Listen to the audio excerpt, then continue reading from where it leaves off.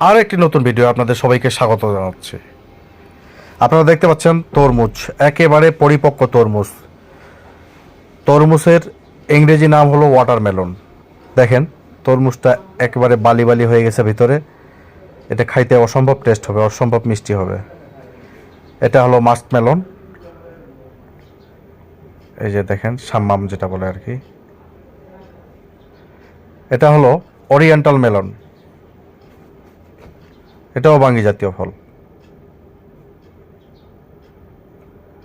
এটা হলো Persian melon, মানে ঠিক এটা বাঙ্গির মতোই একটু কসকস করে আর কি। এই ক্যারট অর্থ হলো গাজর। পাইনাপেল, আনারসগুলো কি পাকা পাকছে দেখছেন কি? ধন্যবাদ সবাইকে ভিডিওটি দেখার জন্য। সবাই লাইক কমেন্ট শেয়ার করে পাশে থাকবেন।